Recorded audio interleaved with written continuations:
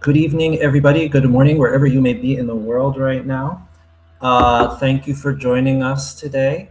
It's 9 o'clock at night here in Japan, but we're happy to have you here. We're happy to share with you about the work that we're doing here, and we're happy to hear about your interest in the Rural Leaders Training Program that we do here at ARI. My name is Jack Lichten. I am Ecumenical Relations here at ARI, and I'm joined by my colleague Kai Shinoda, who is the admissions coordinator here at ARI. I handle many of our international partnerships related to scholarships and other organizations. Maybe Kai, if you want to introduce yourself very briefly here. Okay. Hello, everybody. My name is Kai. As Jack mentioned, I'm in charge of admissions and recruitment, and today I'll be introducing how to apply to this program. So nice to meet you, and thank you for your time. So thank you, Kai. So the way we're going to do this tonight is here is our agenda. First things first is what is ARI? What do you learn in the program? Why does it exist? And why are we teaching these things? And that'll take about 30 minutes. Then my colleague Kai will explain about the application process and some of the major points that come up into it. That'll take about 15 minutes. I will spend about 5 minutes talking about scholarships and the tuition in general. And then we'll end with a little bit of time for Q&A in the last 10 minutes. And for the Q&A, we encourage you to post your questions in the chat box, and we will respond to them as they come up. Or we will respond to them at the end of the program tonight. So anytime you see something in the seminar that you want to ask about, just please type it into the chat box and post it there. Or you can email us afterwards. We have your email address from your registration, and we will send out a thank you letter afterwards, so you can contact us afterwards with any additional questions you may have. I also encourage you to post a self-introduction in the chat box so that we can get to know you. So anyway, I will get started here with what is ARI. So first of all, why does ARI do the training that we do here? Why do we do our Rural Leaders Training Program? Why do we focus on rural leaders? Well, 90% of the world's farmers are small-scale family farmers, and they are growing the majority of the world's food, but they don't really have the proper support. A lot of agriculture research and a lot of agriculture support in the world is focused towards large-scale factory farmers that are prioritizing efficiency and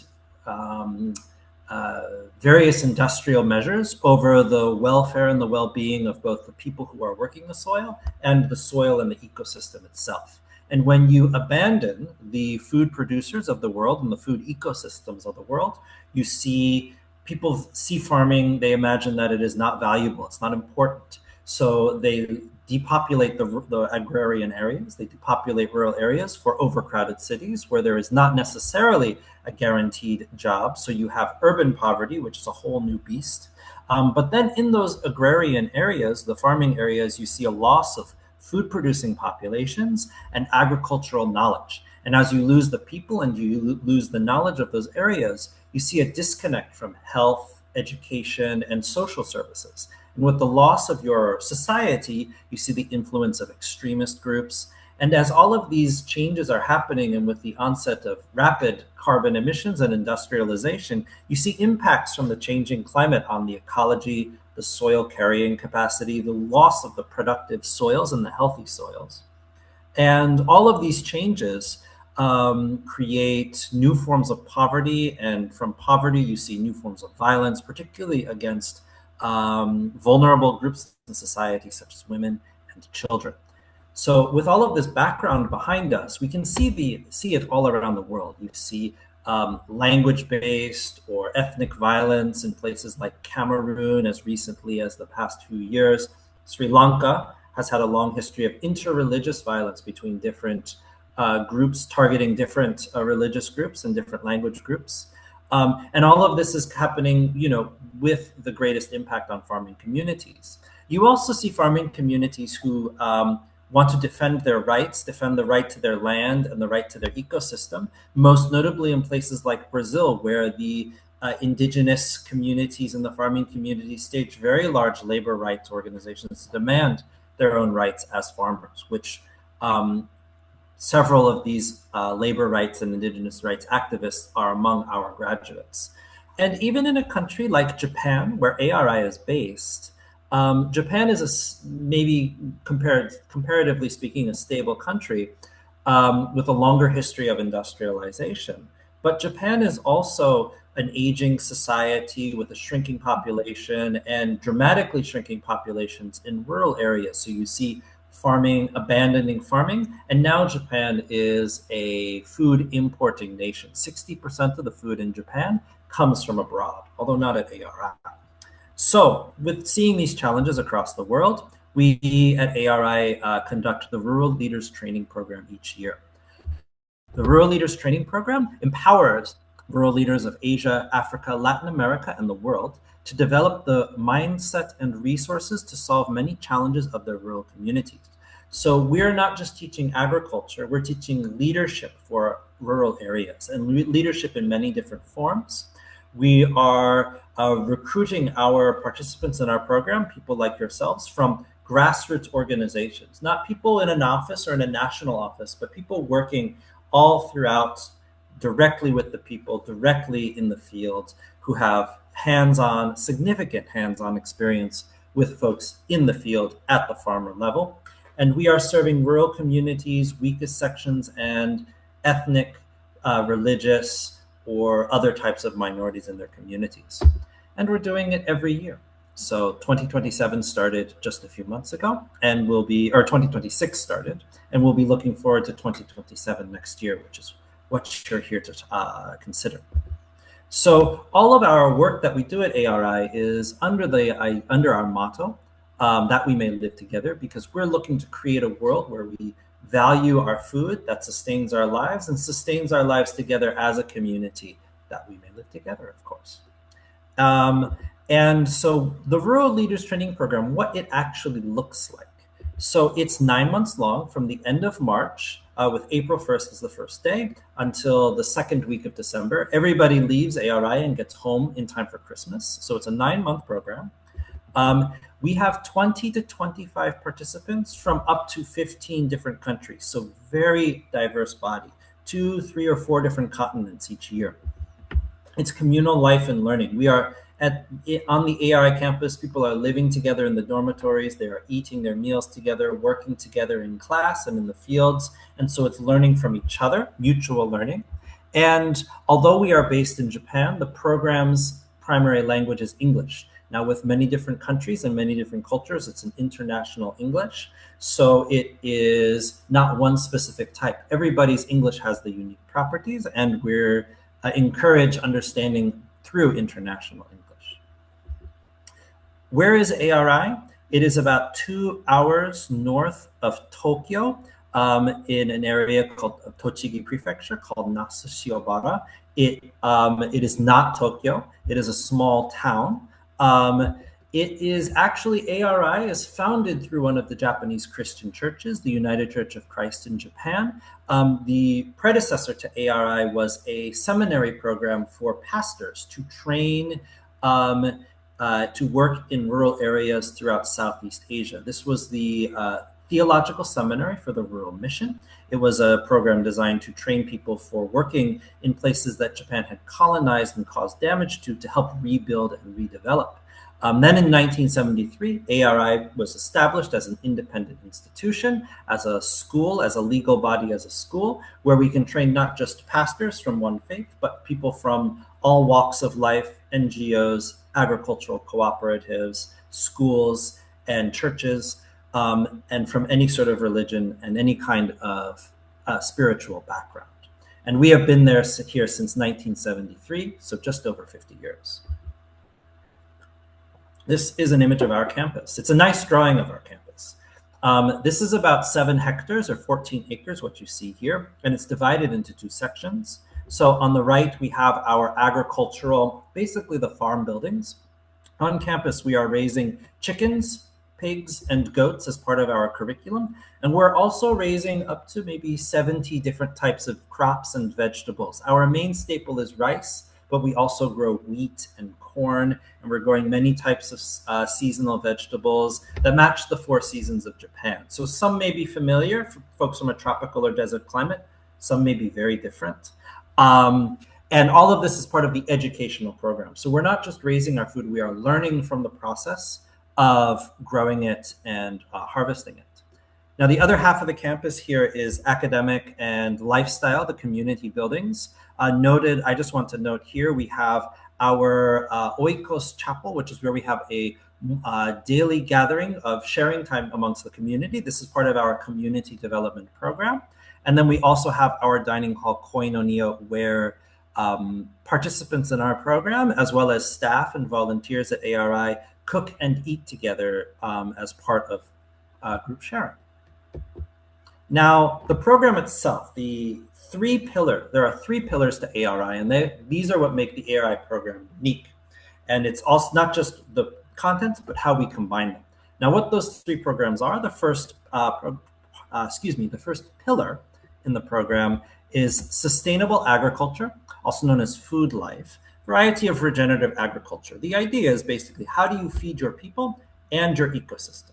So we're teaching the fundamentals of a sustainable organic farming system with soil life at the base. If you have healthy soils, you will raise healthy food and healthy people. We have classes on agroforestry, specifically using things like the German style of hugelkultur, as well as Japanese systems of satoyama. So how to make use of your forest as part of an agricultural system.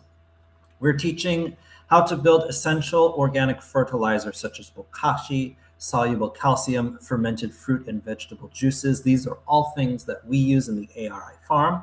We're teaching how to make animal feed with local ingredients. We have an integrated pest and biodiversity management system that we have as part of our program.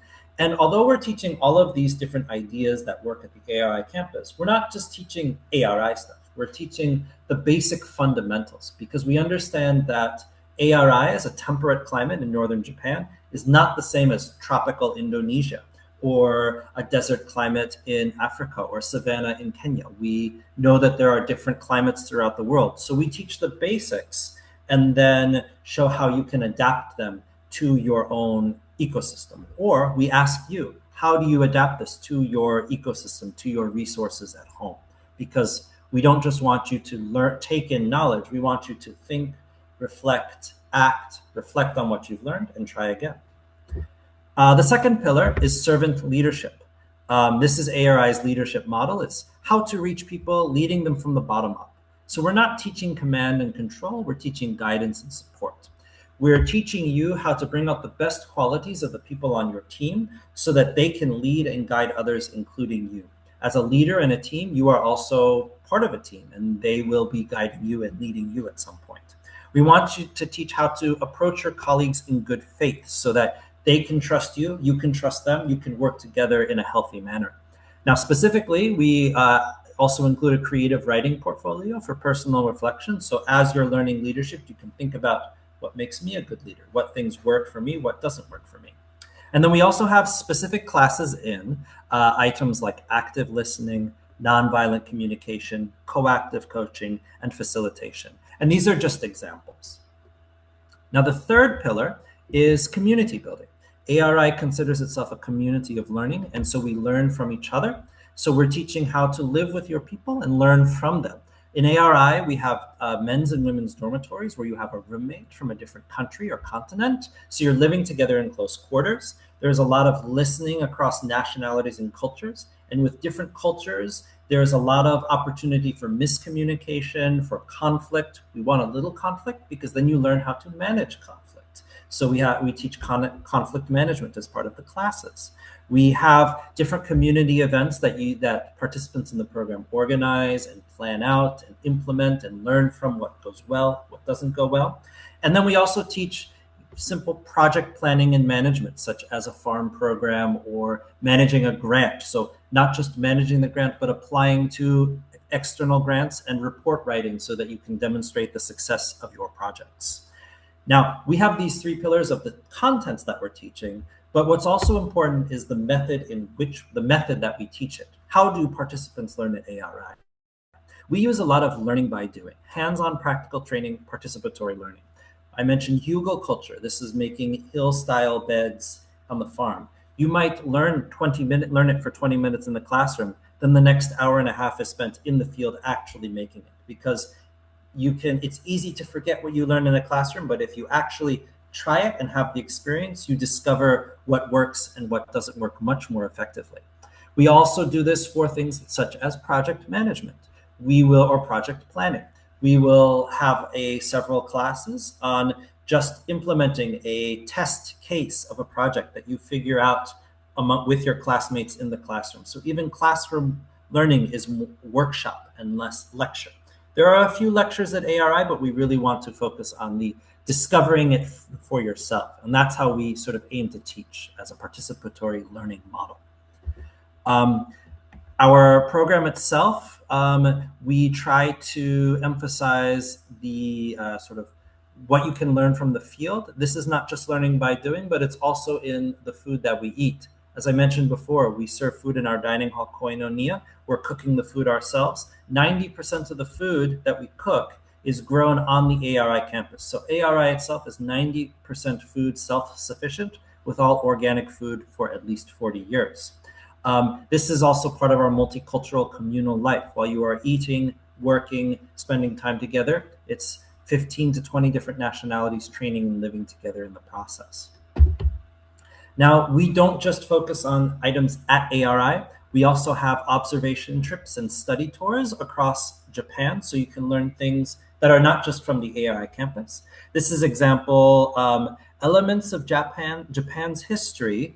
Japan industrialized a long time ago, and there are many examples of environmental or social disasters from that industrialization process. Mercury poisoning, copper mining accidents, most famously the atomic bombing in Hiroshima. And we organize trips to many of these sites to learn from Japan's historical mistakes, to find examples of things that can be improved upon in your own home country. And we don't just focus on challenges in Japan's history, but also examples within Japan nowadays of agricultural programs, farmers, or farming communities, or farming or governments in local areas that have adapted forms of sustainable agriculture or sustainable community development into their planning and their work, so that participants can see positive examples of Japanese community development and environmental planning and sustainable agriculture happening in the now. So we make those trips to go see those as well. So this is what a typical weekday at ARI looks like. We start at 6:30. It's an early start. This is when we confirm the day's work, and we go out and do our morning farming activities or preparing breakfast.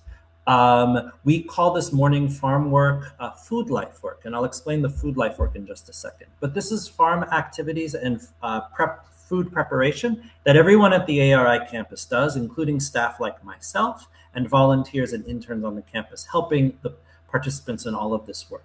But participants lead. It's part of the leadership training model. The farm work in this time is led by participants. They do the long-term planning over the 9 months, and we as staff and volunteers assist.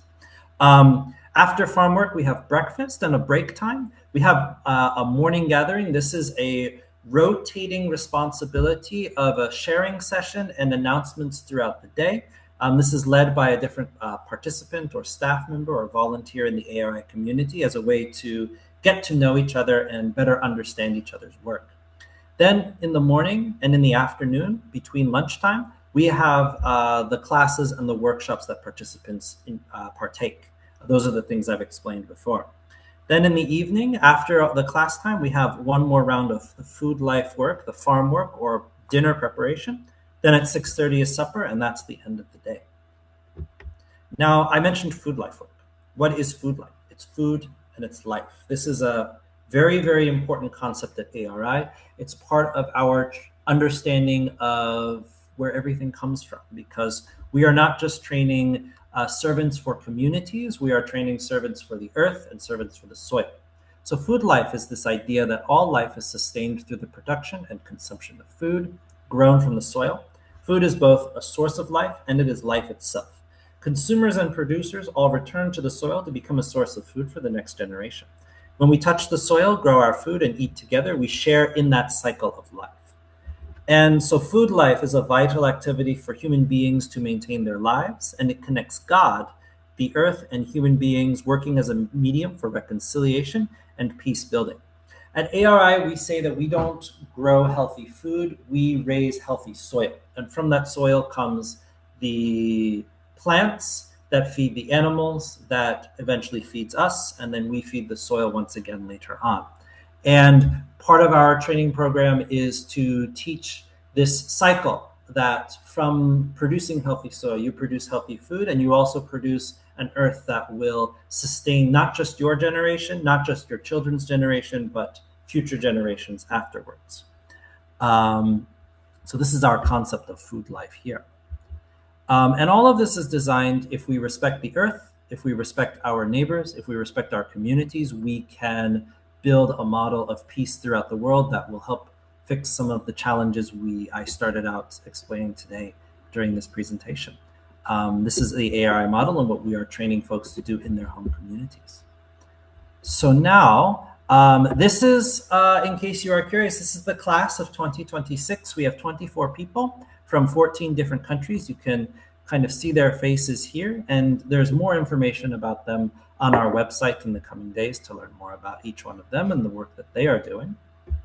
Now, I want to talk a little bit about what graduates do from ARI, because we talk about nice things, but the graduates of ARI each do their own special work that impacts their communities. And in ARI's 50 plus years, we have over 1,400 graduates of ARI, and each one has a unique platform, a model of what they are doing.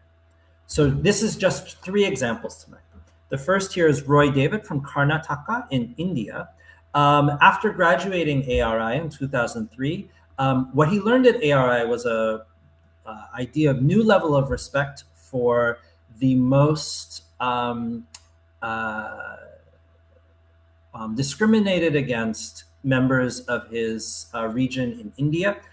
This group is Adivasi, indigenous people who live in the forest in India. And when he came back from ARI, they were having their forest lands, their ancestral lands, being confiscated by the government.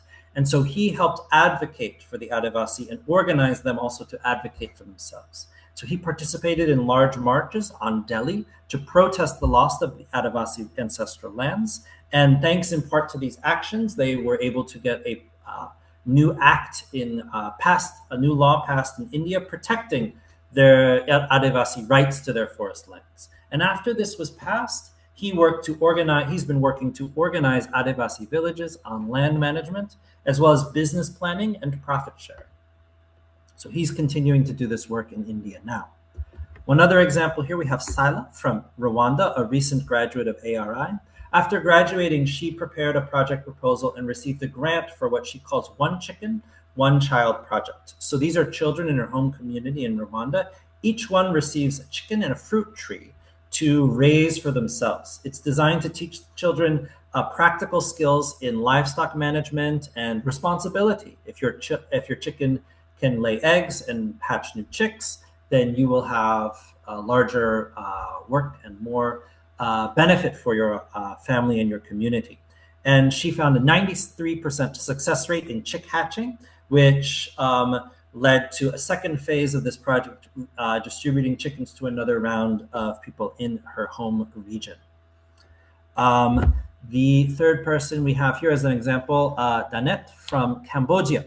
And she is actually, before she came to ARI, she was an office staff member in a global mission support office in Cambodia. So she was responsible for implementing local projects in Cambodia that were being funded and sort of guided by an international office. And before she went to ARI, her office was facing many projects failing. They were unsure why they were failing, and this was risking funding loss from the international office. So Danette comes to ARI. She trains here for 9 months. She learns more practical skills in sustainable agriculture. She learns project management.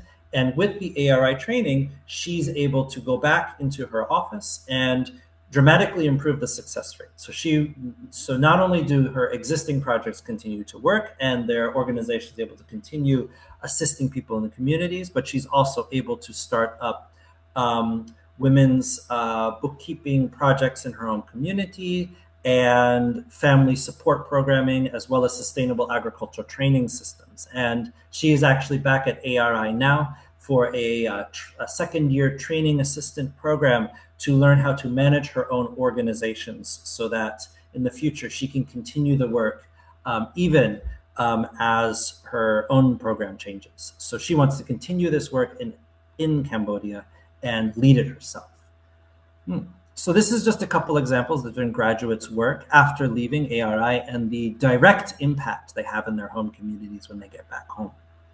So this is where I will take a step back and I will turn over to my colleague Kai Shinoda on how to apply to the Rural Leaders Training Program.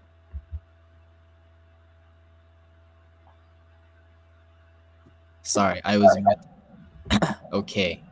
Thank you, Jack. So now, as Jack mentioned, I'll be explaining about how the flow is for applying to this Rural Leaders Training Program. First thing, I would like you to remember that this is going to be a few bit more of information. So if there's any concerns or questions or things that you couldn't follow up or quite catch up, please don't worry. And always remember that you can always contact me to my email at any time. And if you are already, I do see some familiar names. That's great. We'll keep on with our communication as we go. So yes, sorry, excuse me. I gotta arrange my screen. Okay, yes. So this is going to be the overview of the explanation. First, there's gonna be a lot of repetition, repeating the same information from what Jack has mentioned before. However, those are important things. So please remember that. In the application process of the Rural Leaders Training Program, basically there's two big applications that you will have to follow.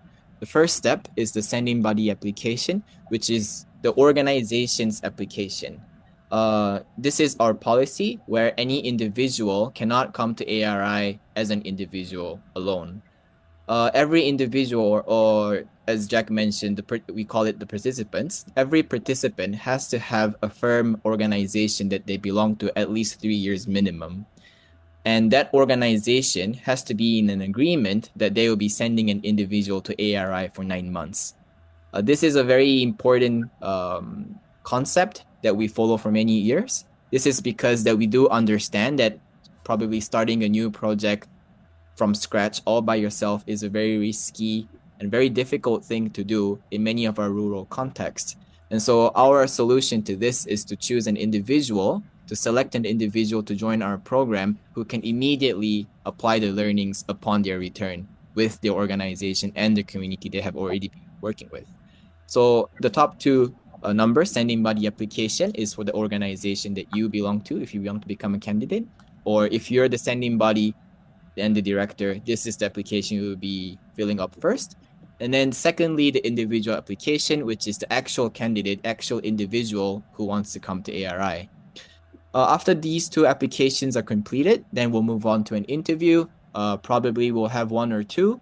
And once everything is sorted out, results will be out in the first week of November. So we are already in the process of accepting applications at this moment in May. And this admissions process will go up to November. This is how long we take to finish this. And then once we know who is accepted, we'll move on to visa and flight arrangements, which I will be following up with you thoroughly throughout the process, so you don't have to worry about this too much. Okay, that was the overview. Allow me to get into the details. Yes, what is ARI looking for? As I mentioned, there's two things that we look into, which one is the sending body. These are basically the principal qualities that we look in for a sending body. Grassroots identity, a mission alignment with ARI, the stability as an organization, established trust between the candidate and the sending body, financial responsibility that we require, and of course, an active communication. Okay. So about grassroots identity, ARI as I mentioned before, we accept applications first from the organization, but this does not mean that any organization can get to apply to ARI. We look for an organization who is a local NGO, school, institution, church, or even a cooperative. However, their main activity has to be something that contributes to the local community in the grassroots area, specifically in the rural areas of your country. Yes, and it doesn't have to mean that your organization is based in the rural area. However, it is even better if we understand that you are immersed in the rural context of your own country. So we do have many organizations with different situation, but that is the baseline that what we are looking for. Okay, and aligned with our mission, this means, as Jack also mentioned, our three pillars of our curriculum, what we teach in ARI, is sustainable agriculture, servant leadership, and community building. We want to see an organization, a sending body who's actively already practicing this, or is willing to promote, or even is willing to try to implement from now on. We do like to see this attitude in this sending body application. If this is somewhat of a new concept for you, we are ready to assist you to learn this process as an introduction. And if you are located in an area where one of our 1,400 graduates exists, I would be more than glad to connect you with our graduates. So please do mention your country, especially your region in your country, so that I may identify somebody, perhaps. Establish trust between sending bodies and candidate is also a very, very, very important quality that we look for.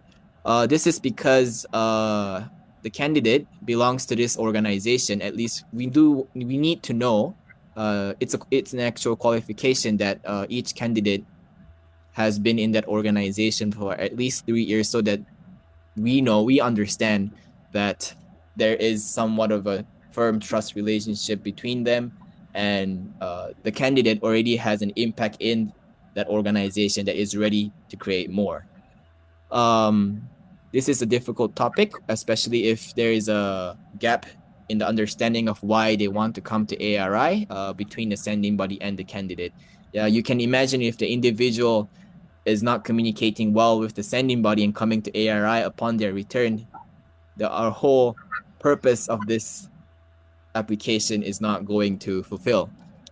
We would want the sending body to understand why they need an ARI trained member in the organization, and the candidate themselves needs to know the purpose of coming to ARI and what they have to bring back home. This is a very important topic as well. Financial responsibility. Jack will be talking more about this after the topic. However, there are certain expenses that will be the sending body's responsibility to cover throughout the process, especially such as the registration fee, which is $100 for every organization once they're accepted. Other fees are such as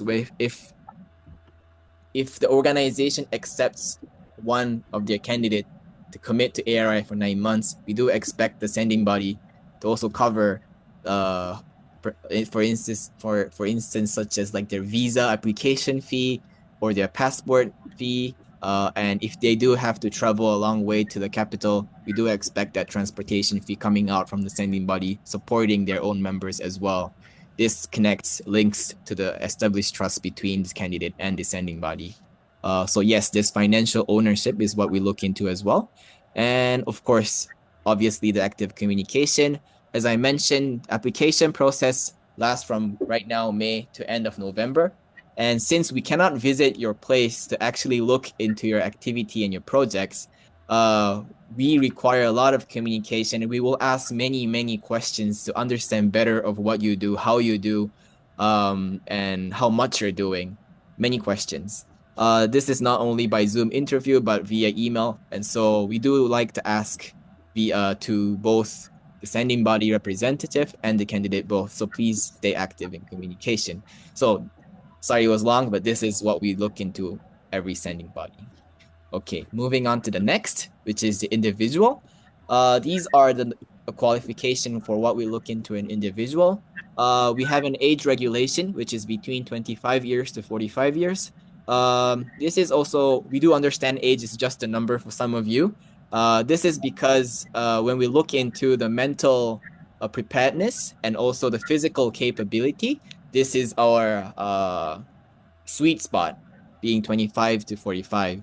As I mentioned, we look for somebody who has already been working in an organization that works for the grassroots community for at least 3 years. This is because so that we can see the potential of the leadership capacity in each individual. And our sweet spot was to accept participants from minimum 25 years old. However, as I mentioned, the purpose is how much they're willing to contribute and how much they have already been contributing to their community. And so if there are always exceptions throughout these 50 years. If you can always elaborate your activity and prove yourself that you're up to this and you can stand for this, please communicate with me more. I'll be always more than glad to listen to your story. So yes, working for 3 years or more with the sending body, and we would like to know what kind of role you're managing back in your organization. Um, as we repeatedly mentioned, ARI is a training provides a training program uh, to nurture your leadership via using agricultural sustainable farming as a method, as a medium to train your leadership. And so when we look into your position in your organization and we see your application knowing that you work 9 to 5 office job every day and you don't go out to the farm even an hour in the week, that is something that we might see a little skeptical, like how you will be utilizing the knowledge and skills that you have acquired in ARI through the 9 months. And so we would like to see the link between what is attainable in ARI and what is applicable in your current position or the position you will be receiving back upon return. So that is something. The next topic links back to the age regulation, physically and mentally capable. Um, Outside of what I've just mentioned about being capable, as Jack mentioned in the schedule, it's very physically intense as well. You wake up 6:30 in the morning and you have activity up to 7:30 p.m. And throughout the daytime, you might be all out in the farm. Maybe in the daytime, you'll be in your classroom, full driving your brain. You might be both tired physically and mentally. However, this is going to last for 9 months in an environment that none of you are familiar with a language that most of you are also not familiar with. And so being open to the environment and willing to learn and also being physically and mentally capable is very important. Uh, Last but not least, we understand that a lot in many rural contexts, there might be some marginalized group tribes. Probably women in your community might not have much opportunity as a man, but what we look for in the program is balance for men and women and tribal balance, ethnicity diversities. So please do not hesitate if you're a sending body representative right now attending in this webinar. Please do not hesitate to recommend a woman candidate. We do believe in the power of what women can provide an impact to the community. And so, yes, please do not hesitate. So this is what we look for. Moving on to the next topic. This is the schedule of how the application process is going to be. As I mentioned, we are already currently in the process of accepting applications. However, there are steps. Again, first step is the sending body application, which has to be completed by the sending body representative and not the candidate. This cannot be the same person. Some candidates they do represent their own organization, being the founder or the director. However, there's no exception to this process. If you are the founder or director, you still have to prepare a substitute of your organization if you're leaving your place for 9 months. And we would like that person to fill out the sending body application on behalf of you if you're the director or the founder. So this is so to understand the platform of where our graduate is going to perform upon return. So this is very important. However, as I mentioned, the deadline right here as May 31st, we still do accept applications up to June 30th. I do not distribute sending body application just here and there. I only send out sending buddy applications who've already been in touch with me and been communicating for a few bit via email so that we can understand each other and we don't have a mismatch of understanding of this ARI program. So if you're willing to apply, please do send me an email right away as soon as possible, and we can talk out through the process as well. Once we finish with the sending body application, we'll check out, and most likely we'll have more follow-up questions to understand your context, your activities, your members, everything a little bit more better. And once that's checked out, we'll move on to the individual application, which the actual candidate will have to submit. And so from at that point, we'll finally be in touch with the candidate. And it's mostly the same thing. Once you submit the application, we'll ask more questions so to understand your personality, your work, your vision, everything a little bit more better. By the time of August 1st, that's a late submission. And then we move on to the interview. We'll be conducting a screening, and by November 1st week, we'll be able to send out the results. Then, oops, excuse me. That will be the schedule. Okay, next slides. There are, as I mentioned, our policy is that we do not send out applications just here and there. This is because ARI training program is diverse and unique, but also at the same time, it does bring a lot of misunderstanding. So let me clear out some right here. ARI is not in Tokyo, is not in an urban context. If you imagine coming to Japan for 9 months, and if you're thinking of going out, expose yourself in touristic areas where you see Japan in the social medias, this is not the place. ARI is located in a small town with suburban area, and please do not expect any exposure to touristic experiences while the program for 9 months. Next thing is ARI does not offer lectures or provide any opportunity to learn advanced agri-technology applications or large-scale livestock managing. Although we do offer training in agriculture, there are certain topics and areas in agriculture that we won't be covering at all. And even if you do request well the 9 months, we won't be able to, and we do not have the capacity to do so as well. Our specialty is to provide knowledge and skills and practical hands-on experience in organic, sustainable farming. We do have a very deep philosophy for this so that our program may be beneficial for the small-scale farmers in rural areas all over the world. So do not expect that as well. 3, ARI does not offer any degree after graduation, no degree. Our belief is in the practicality of this program, and if you're looking for a step up or a boost for your career path, this program is most likely not for you. We are looking for somebody who is willing to commit themselves to contribute to their own community with the organization they're currently working with. That is why we also have this dual two-step process as well, looking into both the organization and the individual themselves. And so if it's something that you need to boost up your career, ARI is also not the place. It's the best place if you're looking for a practical experience so that you can immediately perform upon return. Okay, number 4. ARI is not all classroom or all farm work, all labor. Our curriculum in ARI, as Jack mentioned, consists of both in-class and outside hands-on experience. And this is not it's not optional for the participants to attend. Everything is obligated for every participant to join, and we do expect high participation in everything. Even if you're a farmer, a full-time farmer since you're like 10 years old, you do still have to attend every discussion session, essay writing, and discussion sessions with your peers, even doing a well-constructed presentation in English. You don't have to be scared. We'll be providing lectures and orientations on how to do so. But everything we do expect participations from every participants.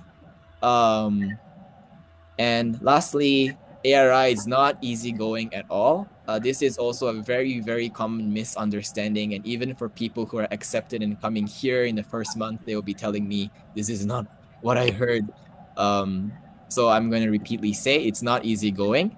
ARI, as Jack showed the schedule, has a very tight time schedule, managed by minutes. The tight time schedule combined with multiple events happening everywhere within the campus. In the farm, in the classroom, you have homeworks, assignments, and you even have extracurricular events happening in the campus.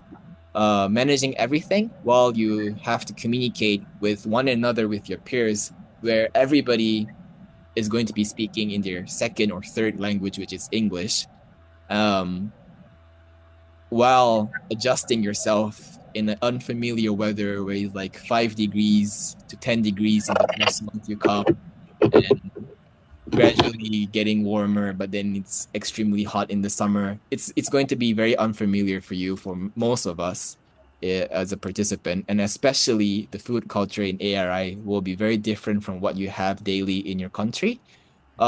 Basically, what I want to say here is that everything is going to be different, and everything is not going to be how you carry your life back in your country. And there will be no arrangements for that. We do expect high flexibility for every participant as well while the program.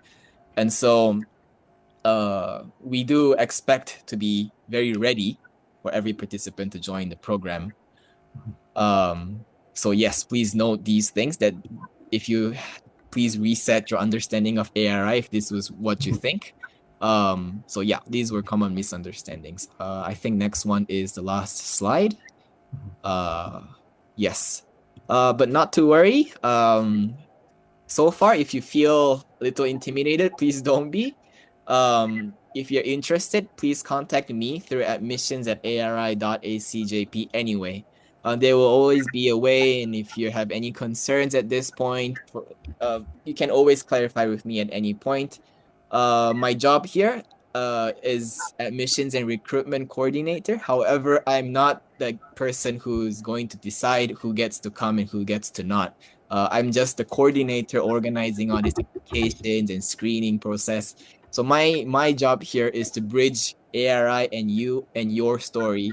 My job is to carry your story as accurately as possible to all the other ARI staff to decide your capability. So you don't have to be scared. You can share with me your story at any time and questions and concerns. So each application is going to be a 10-page application, both sending body and individual. Plus, there is going to be other documents such as educational certificates, or if you're an NGO, you require NGO certificates, official financial reports, audit reports. So if it sounds overwhelming, or if you feel overwhelmed or too much, you can always ask me how to fill them out or what documents can be sufficient to move on to the next steps. My team and I will always be following up with you frequently, especially if you do not reply to our emails for more than 2 weeks. We'll be emailing you saying, how's it going? Do you need any help? And you can always be honest, saying, please help me here and there. We will be more than glad to do so. Once again, very importantly, please do consider about recommending a woman candidate, somebody from the minority tribes or groups in your country or in your community. They're more than welcome to participate in our rural leaders training program. If you're thinking of recommending, or if you are somebody with high educational status, or if you have high social status, that won't mean much to our screening process. Even if you have like a PhD and compared to somebody who has only been to elementary school, just looking at that piece of information does not mean much. What we look into is somebody who is really willing to commit to their own grassroots community in rural areas is what we look for. And so status doesn't mean much. Please have confidence, and you're more than welcome to apply. So that is from me, the admissions and recruitment coordinator. Thank you. So thank you, Kai. I will come back here just to finish about the tuition for participating in this program. It might seem a bit high, $17,000, but don't worry, because ARI, and this is in part my role, is fundraising to secure outside scholarships for the majority of participants. So anybody who is coming through ascending body, who has done the process that Kai has described, we will secure funds for each participant with ascending body. With the exception that each sending body has to pay the $100 US dollar registration fee that we cannot provide any support for. So setting that aside, we can look at the finding a scholarship that matches your organization. And this means that any organization that wishes to send someone to train at ARI is encouraged to apply regardless of financial background or financial ability. We look at an organization's stability, but we also realize that stability for your home region does not necessarily mean the same financial background that would be expected in Japan. So we look at your organization's finances and we consider those. We consider your country's financial situation. And I think for the most part, many of the participants come from the majority of participants, and their organizations are based in countries that maybe have a lower GDP per capita. And so we understand that the finances are less available. The higher the GDP per capita, the more cooperation we would expect in general. But like I said, we look at every organization separately, and we don't want you to worry about that. So just contact us, and we are very happy to discuss each situation. And we will go through that as we go through the application process and after you are accepted. So this is the end of our discussion for today. We're a little over time, but if there are any questions, please post in the chat now. And Kai and I will do our best to answer. And if there are otherwise,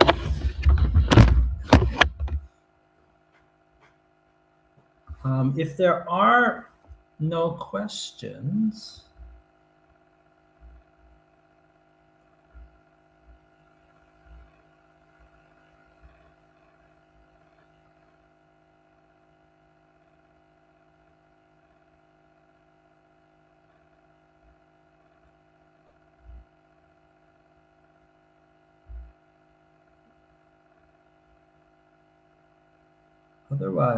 if there are no questions, we'd like to thank you for joining us tonight. We appreciate your time and your ear. Question, can a church be a sending body? Kai, would you like to field that answer? Yes, thank you, Mr. Muita. I suppose we're already in touch, and yes is the answer. A church is more than welcome to be a sending body, even if it's not the mother church. It can be a local church. We understand there's many outreach program in every church, or some not, some may. What we want to know is how the church as a group is willing to develop their congregation and their people around the community, and how you will be personally contributing to that with the ARI's training program. So yes is the answer.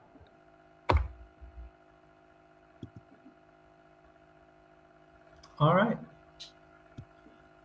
Thank you very much. Can an NGO send more than 2 people who come from different regions? Kai, would you like to handle this one as well? Yes, thank you, Mr. Sam. Yes, each organization, each sending body, they're allowed to submit an application for up to 2 candidates every year. However, if you are recommending 2 candidates, we would ask more the motives of why you need 2 people.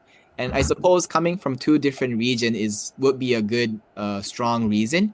Our purpose of this program itself is also to reach out to more rural areas around the world. So if you could elaborate more about what region in the area and what issues each region carries and how each individual will be contributing using ARI's program, would be a very good application, I suppose. I will just add that an organization that is trying to send 2 people from 2 different regions from our perspective, will sound like a national or generally a larger organization, and explaining how that larger organization reaches people at the grassroots level in each region and with their work generally giving us a clear understanding of how that organization works is very, very helpful for us. Yes, thank you, Jack. Yeah. Is it possible to get this presentation? Yes, I will share the video and slides afterwards. It may take a day or so, but yes, I will send it to your emails afterwards.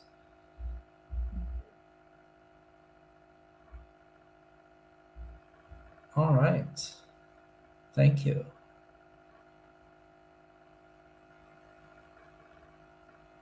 And our contacts, as you can see, they are in the slide. Yes, you will be able to get that. Also, when the emails that we have sent you for the registration for this event, that comes from my email address, ecu@ari, and Kai's email address, admissions@ari, is also there. So you have our contact information as well. If you look back to the registration email for this event, you'll find our email addresses attached there as well, so you can contact us at any time. And I'll just add that, so for Kai is the window for the admissions process, so please contact admissions@ARI, and then as your application advances, I will, or my team will get in contact with you about the finances and the scholarships afterwards. So.